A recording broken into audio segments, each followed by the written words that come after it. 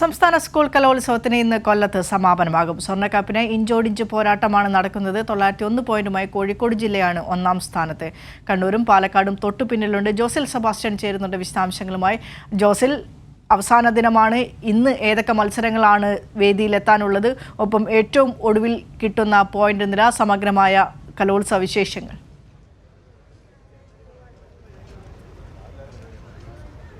Vineesha, 62ാമത് school കലോത്സവം കൊല്ലത്ത് ഇന്ന് സമാപിക്കുമ്പോൾ ആവേശജനകമായ മത്സരമാണ് നടന്നുകൊണ്ടിരിക്കുന്നത്.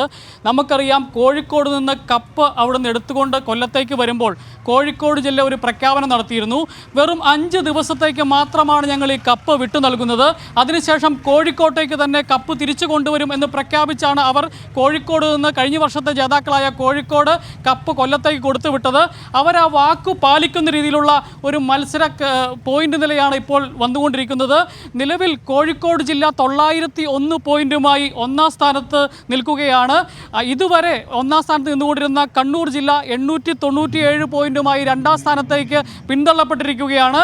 പാലക്കാട് ജില്ല 893 പോയിന്റുമായി മൂന്നാം സ്ഥാനത്തും 875 പോയിന്റുമായി തൃശ്ശൂർ ജില്ല 4ാം സ്ഥാനത്തും മലപ്പുറം ജില്ല ഒരു അട്ടിമറിയിലൂടെ ആതിഥേയ ജില്ലയായ കൊല്ലത്തെ മറികടന്ന് മലപ്പുറം ജില്ല 863 പോയിന്റുമായി ആദ്യ 5-ൽ ഇടം നേടിയിരിക്കുകയാണ്.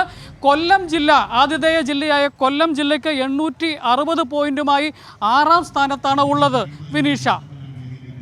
ശരി, ജോസിലാണ് കലോത്സവത്തിൻ്റെ വിശേഷങ്ങൾ പങ്കുവച്ചത്. ഇന്ന് 13 മത്സരങ്ങളാണ് വേദിയിലെത്താനിരിക്കുന്നത്. 13 മത്സരങ്ങളുടെ മത്സരഫലം വന്നാൽ മാത്രമേ ഏത് ജില്ലയ്ക്കാണ് സ്വർണ്ണക്കപ്പ് ലഭിക്കുക എന്നുള്ള ഒരു അവസാന വട്ട റിസൾട്ട് നമുക്ക് ലഭിക്കുകയുള്ളൂ. കാരണം ഇഞ്ചോടിഞ്ച് മത്സരങ്ങളാണ് നടക്കുന്നത്.